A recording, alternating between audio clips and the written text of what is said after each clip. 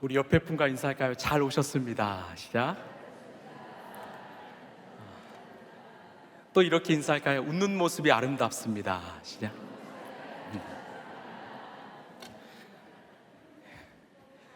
반갑습니다. 저는 라이프처치를 담임하는 윤우리 목사입니다. 우리 거룩한 빛 광성교회는 이 제겐 고향과 같은 교회이고요. 목회자로서 7년 동안 사역했던, 그래서 많이 성장한 교회입니다. 먼저 이 강단에 세워주신 하나님께 영광을 올려드립니다. 그리고 우리 존경하는 곽승현 목사님과 우리 성도들에게도 감사를 드립니다. 저희 교회도 귀한 도움을 받아서 열심히 이 복음을 전하려 합니다. 저희 라이프처치는 개척한 지 약 9개월이 되었습니다. 저희 교회는 예배당 공간이 따로 있지 않아요. 이 파주 교화읍에 이 이상석 인테리어 사무실을 빌려서 예배하고 있습니다. 보시면 이런 모습입니다. 예쁘죠? 보시는 것처럼 주중에는 이 사무실로 사용하기 때문에 예배를 드리기 위해서 의자를 깔고요, 이 악기를 세팅합니다. 그리고 예배를 드리고 또 함께 식사를 하고 또 아름다운 교제를 나누고요, 끝이 나면 깔끔하게 정리합니다. 왜냐하면 또 내일이면 이 일터로 쓰이기 때문이지요. 마치 이스라엘 백성들이 광야길을 가다가 이 하나님이 여기야 하면 이 장막을 치고 이제 우리 떠나자면 이 장막을 걷는 그런 신앙의 훈련을 함께하는 그런 교회 공동체입니다. 감사하게도 현재는 약 50여 명의 이 성도님들이 함께 예배하고 있습니다. 이 교회가 정말 외진 곳에 있어요. 이 간판이 없습니다. 십자가 하나 딱 달았습니다.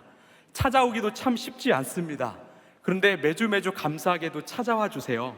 이 성도들 중에는 이 과천에서 또 청라에서 김포에서 또 용산에서 이 곳곳에서 오시는 분들이 계십니다. 이 모든 것이 하나님의 은혜요, 우리 성도들의 기도일 줄로 믿습니다. 때론 어려운 시간도 있었지요. 그러나 교회의 주인은 예수 그리스도였기 때문에 맡겨드렸습니다. 왜? 맡기면 예수님께서 책임지시기 때문이죠. 여러분 믿으십니까? 여러분 정말 예수님이 책임지시더라고요. 우리 인생도 마찬가지 아닐까요? 여러분 우리 인생의 주인이 예수님이시면 믿으십니까? 여러분 믿으시면 맡기시길 바랍니다. 그때 주인이신 예수님께서 가장 선한 길, 가장 좋은 길로 인도하실 줄 믿습니다. 꽤 오래된 책인데요, 25시라는 책이 있습니다. 이 루마니아 작가인 이 게르기우가 쓴 소설인데 어떤 내용이냐면, 이 하루 24시간이 지나면 새날 0시가 찾아와야 되는데 이 찾아오지 않는 것입니다. 영적으로 어둡고 어둠이 사라지지 않고 절망과 낙심의 연속의 인생입니다. 그래서 새날이 찾아오지 않는 절망 속에 살고 있는 인생을 향해서 25시라고 표현했어요. 여러분 우리는 어떠합니까? 누군가는 여전히 25시를 보내고 있어요. 남편의 믿음을 위해서 기도했는데 이 남편이 믿지 않습니다. 부모님의 병을 고쳐달라 기도했는데 병이 낫지 않습니다. 일터가 잘 돼달라고 기도했는데 더 안 좋아졌지요. 자녀를 위해서 기도했는데 자녀가 예수님을 믿지 않습니다. 이처럼 우리 인생에도 25시가 존재한다라는 거죠. 그렇다면 이 절망과 낙심의 터널을 어떻게 벗어날 수 있는가? 오늘 말씀을 통해서 함께 고민해 보길 원합니다. 우리가 함께 읽은 말씀에도 인생 25시를 경험하는 한 사람이 등장합니다. 여러분 누굴까요? 바로 다윗이지요. 여러분 다윗은요, 이 블레셋의 최고의 장수인 골리앗을 쓰러뜨리고 이 구국의 영웅이 된 사람이지요. 이 공로로 사울 왕의 이 사위가 되었습니다. 또 군 총사령관이 되었지요. 이렇게 승승장구한 삶이 시작되었는데 갑자기 그의 인생에 불행이 찾아왔습니다. 바로 사울 왕의 시기 질투 때문이지요. 이 사울 왕의 질투로 인해서 도망자가 되어서 이 광야에서 무려 13년 동안 도망자의 생활을 했습니다. 이 다윗 인생에 25시가 찾아왔지요. 제가요, 이 청년의 때 이 다윗의 상황이 참 이해가 되지 않더라고요. 우리 함께 사무엘상 16장 12절 말씀 함께 읽겠습니다. 시작. 그래서 이새가 사람을 보내어 막내 아들을 데려왔다. 그는 눈이 아름답고 외모도 준수한 홍안의 소년이었다. 주님께서 말씀하셨다. 바로 이 사람이다. 어서 그에게 기름을 부어라. 아멘. 자, 이 장면은 바로 사무엘 선지자가 다윗에게 기름을 붓는 장면인데요, 다윗이 하나님을 택한 것이 아니라 하나님이 다윗을 택하셨습니다. 그렇다면 우리 하나님이 그 다윗의 인생을 책임지셔야 되지 않을까요? 조금 더 편한 길로 인도해 주셔야 되지 않을까요? 그런데 다윗은 지금까지 경험하지 못한 수모와 수치를 경험합니다. 죽음이 가득한 광야로 내몰렸지요. 여러분, 이것이 하나님의 부르심이라면 누가 그런 하나님 믿습니까? 내가 하나님을 믿었는데 찾아오는 것이 고난이고 고통이라면 누가 그런 하나님 믿습니까? 그런데요, 믿음은 해석이지요. 여러분, 모든 예술은 고난 위에 꽃핀다는 사실을 아십니까? 이 문학과 미술과 음악과 같은 예술은요, 이 고난 위에 꽃을 핍니다. 우리가 잘 아는 르네상스 아시죠? 이 르네상스 시대에 참 많은 명작이 나왔고 위대한 다빈치와 같은 화가가 많이 나왔습니다. 여러분, 이 르네상스의 뜻을 아십니까? 엄청 성경적인데요, 이렇게 표현합니다. 르는 다시, 네상스는 태어나다, 즉 부활이란 뜻이죠. 여러분, 왜 이 시대를 르네상스, 부활이라고 불렀을까? 왜 이 시대 위대한 작품과 화가가 많이 배출되었을까요? 바로 이때 유럽 인구의 3분의 1이 목숨을 앗아간 이 흑사병, 이 패스트가 돌았기 때문이죠. 너무나 많은 사람이 죽었습니다. 그래서 사람에 대한 아름다움을 작품으로 남겼던 것입니다. 즉, 고난 위에 예술이 꽃을 피운 거죠. 여러분, 이런 관점에서 보면 우리에게 참 위로가 되고 소망이 되는 성경인 이 시편이요, 이 시편을 다윗이 언제 썼는지 아십니까? 이 화려한 궁전 안에서 썼을까요? 아닙니다. 가장 평온한 시기에 썼을까요? 아닙니다.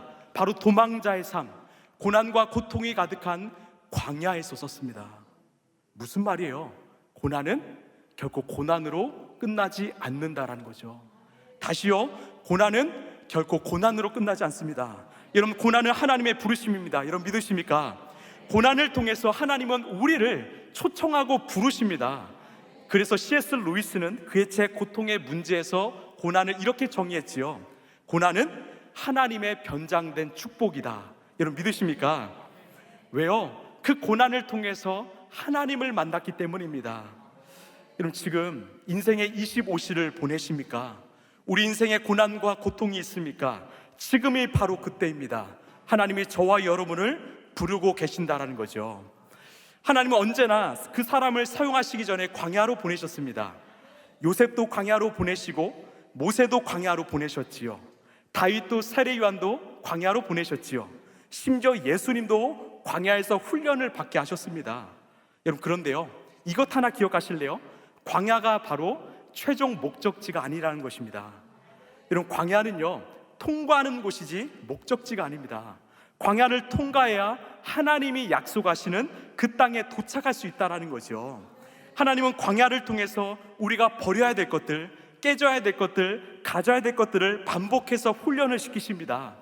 그리고 다 되었다 그 사인이 떨어지면 그 땅, 약속의 땅에 들어가게 하신다라는 거죠. 제가 신대원을 준비할 때 2009년에 제 수중에는 돈이 없었습니다. 이 고시원에 들어갔는데 이 창문이 있는 방과 없는 방의 차이가 5만 원이 났더라고요. 제가 어떤 방 선택했을까요? 없는 방 선택했습니다.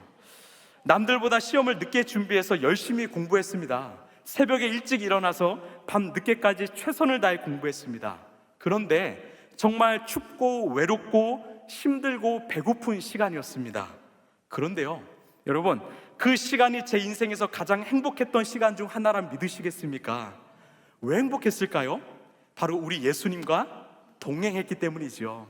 날마다 말씀을 묵상하고 암송하고요, 힘들면 기도하고 찬송하고요, 정말 외롭고 힘들었지만 예수님과 동행했기 때문에 누구보다도 언제보다도 행복했던 시간이었습니다. 무슨 말이냐면요, 광야도 다 똑같은 광야가 아니더라고요. 하나님이 지금 나를 광야로 보내셨다. 내가 할 일은 바로 하나님과 동행하는 일입니다. 하나님이 함께 하신다면 그곳은 아무것도 없는 척박한 광야가 아니라 모든 것이 충만한 광야일 줄로 믿습니다. 광야이지만 매일 만나가 내리고요, 광야이지만 불기둥과 구름기둥을 경험하는 천국일 줄로 믿습니다. 결국이요, 상황과 환경의 문제가 아니라 하나님이 함께 하시느냐 아니냐의 문제라더라고요. 최근에 저희 교회에 출석하시는 한 집사님이 이런 고백을 하셨습니다. 그 집사님의 지금 경제적 상황이 너무 어렵습니다. 아직도 나아지지 않았습니다. 그런데 그 집사님의 믿음이 성장했어요. 삶이 변했습니다. 그래서 인생에서 가장 밑바닥 힘든 시간을 보내고 있지만 사실 최고의 시간을 보내고 있다고 고백하셨습니다. 왜냐? 광야의 시간이지만 하나님과 함께하고 있기 때문이지요. 여러분, 이게 신앙생활의 기쁨이요 감사가 아닐까요? 여러분도 누리고 계십니까? 여러분, 그것을 경험한 다윗이 뭐라고 고백합니까? 시편 23편 1절에 여호와는 나의 목자시니 내게 부족함이 없으리로다. 여러분, 부족함 많지요? 연약함 투성이지요? 그러나 하나님이 함께 하시니 부족함이 없는 것입니다. 하나님이 우리 인생의 주인 되시니 모든 것이 충만한, 모든 것이 채워지는 인생이 되었다라는 거죠. 여러분, 시편 57편도 동일하게 고백하는데 이 57편의 표절을 함께 읽어볼까요? 시작. 다윗이 사울을 피하여 굴에 있던 때에. 자, 즉 아둘람 동굴에서 쓴 시가 시편 57편입니다.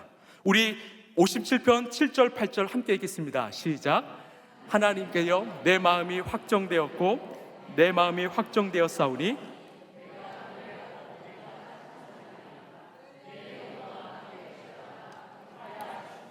일지어다 내가 새벽을 깨우리로다. 아멘. 지금 다윗이요 그 굴 안에서 확정했습니다. 즉 마음을 결단했지요. 그리고 내가 새벽을 깨우겠습니다 선포합니다. 여러분, 여기서 말하는 새벽은요 그 아침의 새벽이 아닙니다. 바로 이스라엘의 영적 25시요, 즉 영적으로 어둠에 갇힌 저 이스라엘을 제가 새 나라로 만들겠습니다. 하나님이 세우신 저 땅이 지금 영적으로 어둠에 빠졌습니다. 제가 하나님의 통치와 임재가 가득한 거룩한 땅이 되게 하겠습니다 선포한 것입니다. 어디에서요? 아둘람 동굴에서요. 어떻게 되었습니까? 다윗은 오늘의 말씀처럼 그 동굴에 찾아온 400명의 억울하고 원통하고 빚진 자들과 함께 통일 이스라엘을 세웠지요. 이 400명의 억울한 인생도 완전히 역전되어서 하나님 나라의 기둥이 되었습니다. 저는 소망합니다. 우리 거룩한 빛 광성교회가 이런 아둘람 공동체가 되길 소망합니다. 혹시 인생 25시를 살고 있다면 하나님 안에서 완전히 역전되길 소망합니다. 저는요 우리 광성교회와 또 함께하는 지역교회가 역할이 있다고 생각합니다. 이 교회 안에 정말 억울하고 원통하고 빚진 자들이 많이 찾아왔으면 좋겠습니다. 그리고 모두 회복되어서 내가 새벽을 깨우겠습니다. 내가 25시를 경험하는 영혼들, 저 영적으로 어두운 땅을 예수의 생명으로 깨우겠습니다. 그런 도구가 되겠습니다. 소망하는 그런 교회가 되길 소망합니다. 그 선포가 오늘일 줄로 믿습니다. 그렇다면 제 질문은 이겁니다. 어떻게 그렇게 연약한 아둘람 공동체가 세상을 바꾸는 이 역전의 반전의 공동체가 될 수 있었는가? 짧게 두 가지로 살펴보고자 합니다. 자, 첫 번째 함께 읽을까요? 시작. 예배를 포기하지 않았습니다. 우리 시편 57편 1절 7절입니다. 시작. 하나님이여 내 마음이 확정되었고 내 마음이 확정되었사오니 내가 노래하고 내가 찬송하리이다. 아멘. 지금 이들은 이 아둘람 동굴에 숨어 있어요. 조용히 지내야죠. 왜? 사울 왕의 정예병사가 이들을 쫓고 있기 때문이죠. 그런데 이들은 지금 무엇을 합니까? 하나님을 노래합니다. 하나님을 찬양하고 예배하지요. 7절에 내가 노래하고 찬양하리이다. 노래는 목소리로 하는 찬양이라면 여기서 찬양은요 원어적 의미로 악기로 연주하는 찬양입니다. 무슨 말일까요? 이들이 지금 광야에서 도망자로 살고 있지만 악기를 버리지 않았다라는 거죠. 여러분, 악기의 특징이 무엇입니까? 큽니다. 무겁지요.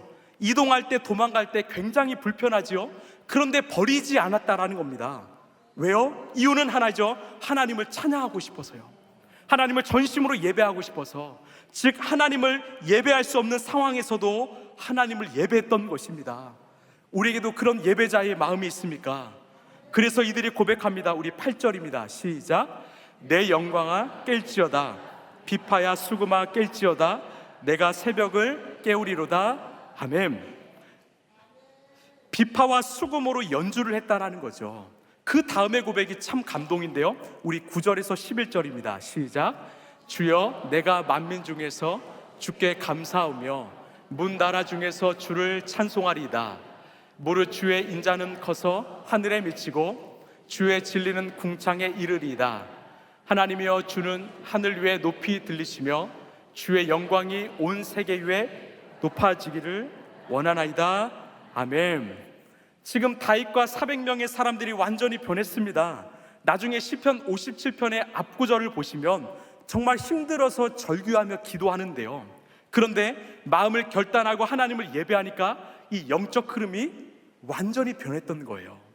낙심과 절망에 빠졌던 사람들이 내가 하나님을 예배할 거야 선포하고 예배하니까 영적 흐름이 바뀌어서 이제 놀라운 선포를 하는 것입니다.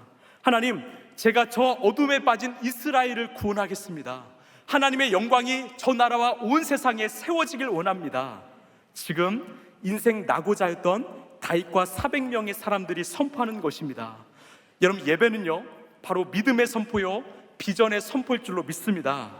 여러분, 예배는요 하나님이 역사하는 자리죠. 여러분, 믿으십니까? 우리가 예배할 때요 하나님은 꿈을 주십니다. 비전을 주십니다. 우리의 미래를 열어주시죠. 왜? 우리 하나님은 우리의 과거와 현재와 미래까지도 다스리시는 하나님이시기 때문이죠. 그래서요 우리가 예배하면 예배할수록 믿음이 회복되고 꿈과 비전이 회복됩니다. 요엘 선지자의 예언이죠. 우리 요엘서 2장 28절 시작. 내가 모든 사람에게 나의 영을 부어주겠다. 너희의 아들 딸은 예언을 하고 노인들은 꿈을 꾸고 젊은이들은 환상을 볼 것이다. 아멘. 여러분, 예배하면 이런 일이 일어납니다. 믿으십니까? 이것이 아둘람 공동체에 임한 것입니다. 지금까지 내 상황, 내 문제, 내 아픔에 집중했다면 여러분, 이제는 하나님께 내 시선을 고정하고 하나님만 예배하시길 소망합니다. 전심으로 예배하시길 소망합니다. 그때 하나님은 우리 인생에 찾아오셔서 꿈과 비전을 주시리라 믿습니다. 제가 섬기는 라이프처치의 핵심은 바로 예배입니다. 예배 공동체이죠. 제가 교회를 개척을 준비하면서 이 몇몇 교회를 탐방했습니다. 참 어려운 시기에도 이 부흥하는 몇 교회들을 찾아갔는데요, 그 교회 공통점이 뭔지 아십니까? 바로 예배가 살아있습니다. 우리 광성교회도 예배가 살아있지요. 이 사람들이 일찍 와서 기도로 준비합니다. 어떤 교회는 20분, 또 30분, 심지어 1시간 전에 와서 준비하더라고요. 그리고 진심으로 예배합니다. 관찰자가 아니라 예배자로 서 있더라고요. 제가 그 모습을 보며 하나님께 기도하며 욕심을 냈습니다. 하나님, 그 모습이 우리 공동체의 모습이 되게 하여 주옵소서. 여러분, 우리가 하나님을 간절히 예배하면 예배할수록 하나님께서 은혜를 더욱 부어주시라 믿습니다. 예배를 통해서 하나님의 꿈과 비전이 회복되고 선포되길 소망합니다. 이 아둘람 공동체는 바로 예배 공동체였습니다. 자, 두 번째로 어떻게 해서 아둘람 공동체가 반전의 공동체가 될 수 있었는가? 우리 둘째입니다. 시작. 목자의 마음을. 자, 하나님 어떤 사람을 사용하실까요? 바로 한 영혼을 포기하지 않는 사람입니다. 대표적인 인물이 바로 오늘 다윗이죠. 하나님께서 다윗을 택하신 이유는 참 다양한데 저는 이 장면에 주목했습니다. 우리 사무엘상 16장 11절 시작. 또 사무엘이 이새에게 이르되 내 아들들이 다 있느냐? 이새가 이르되 아직 막내가 남았는데 그는 양을 지키나이다. 아멘. 자, 성경은 다윗을 그는 양을 지키는 사람이다라고 지칭합니다. 왜 양을 지키는 사람입니까요? 지금 가족들은 사무엘 선지자를 보기 위해서 모두가 모였는데 다윗 홀로 양을 지켰던 거예요. 어느 정도로 지켰는가? 우리 한번 상상해서 들어보십시오. 제가 읽어드릴게요. 사무엘상 17장 34, 35절인데요 그러나 다윗은 굽히지 않고 사울에게 말하였다. 임금님의 종인 저는 아버지의 양떼를 지켜왔습니다. 사자나 곰이 양떼에 달려들어 한 마리라도 물어가면 저는 곧바로 뒤쫓아가서 그놈을 쳐 죽이고 그 입에서 양을 꺼내어 살려내곤 하였습니다. 그 짐승이 저에게 달려들면 그 턱수염을 붙잡고 때려 죽였습니다. 저는 이 장면이 상상이 안 됩니다. 왜? 지금 다윗은 어린 청소년, 청년입니다. 보통 맹수는요, 양 무리에서 가장 약하고 힘이 없는 새끼 한 마디를 물고 가지요. 또한 맹수는 배가 부르며 사냥하지 않습니다. 그래서 한 마리를 물고 가면 그냥 두면 돼요. 그럼 모두가 삽니다. 그런데 다윗은 그 한 마리도 용납하지 않는 것입니다. 그 새끼 양 한 마리를 살리기 위해서 사자든 곰이든 상관없이 쫓아가서 죽이고 살려냈다라는 거죠. 하나님이 그 마음을, 그 자세를 주목하신 겁니다. 여러분, 교회인 우리에게 이런 마음이 있습니까? 우리에게도 한 영혼을 향한 그 간절한 마음이 있습니까? 제가 교회를 개척하고 싶은 이유도 이 마음 때문이었습니다. 한 영혼이라도 찾아가서 만나서 살리자. 감사하게도요, 그런 분들이 오시더라고요. 교회를 찾는 분들, 또 예수님을 모르는 분들이 오시더라고요. 그러면 만나서 예수님께 인도하는 거죠. 그런데 여러분, 놀라운 사실이 뭔지 아십니까? 우리가 한 영혼을 살릴 때 하나님은 오히려 우리를 살리신다라는 겁니다. 이게 역설의 은혜인데요, 여러분, 누가복음 10장을 보면 이 선한 사마리아인 비유가 나오죠. 거기서 강도를 만나서 피 흘려 죽어가는 사람이 나옵니다. 그 자리를 레위인과 제사장이 지나가지만 그냥 지나쳐가요. 단 한 사람 사마리아인은 그냥 지나치지 않고 다가가서 상처를 치료해주고 끝까지 케어해줬습니다. 제가 주목한 것은 이 사마리아인의 시선인데, 우리 누가복음 10장 33절입니다. 시작. 어떤 사마리아 사람은 여행하는 중 거기 이르러 그를 보고 불쌍히 여겨 가까이 가서. 아멘. 그를 불쌍히 여긴 겁니다. 지금 사마리아인은 자신의 두 눈으로 강도를 만나서 피 흘려 쓰러져가는 그 사람을 보았습니다. 그리고 그 사람을 보면서 또 누구를 보았을까요? 바로 자신을 보았습니다. 성경은 의도적으로 그 사람이 사마리아인이라고 지칭하지요. 왜? 당시 사마리아인은요, 추방자이고 죄인입니다. 혈통을 중시하는 유대 사회에서 사마리아인은 혼혈 민족으로 죄인 취급을 당했지요. 심지어 짐승 취급 당했습니다. 사회적 진출도 막혔고 성전에 들어와서 예배할 수도 없었습니다. 온통 인생이 상처투성이고 피 흘리는 인생이었습니다. 그래서 지금 강도를 만나서 피 흘리는 그 사람을 보면서 누구를 보았을까요? 나 자신을 본 겁니다. 그리고 그를 치료했을 때 오히려 자신이 회복된 거죠. 영성가 헨리 라이웨는 그의 책에서 이렇게 말했습니다. 잘 들어보십시오. 이 시대의 사역자는 상처 입은 치유자이다. 상처를 입은 사람만이 다른 사람의 상처를 볼 수 있다. 여러분, 공감하십니까? 이런 아둘람 공동체는 어떤 공동체였을까요? 다 자기 상처만 바라보며 다투기 바빴을까요? 아닙니다. 이들에게는 다른 사람의 상처를 볼 수 있는 눈이 있었습니다. 내가 아파봤기 때문에 다른 사람의 아픔을 공감할 수 있는 눈이 있었던 거죠. 다윗도 마찬가지였어요. 자신이 배신을 당하고 억울함을 당하고 고난을 당해봤기 때문에 다윗이 400명의 사람을 진심으로 품지 않았을까요? 또한 400명의 사람들도 서로 그렇게 품지 않았을까요?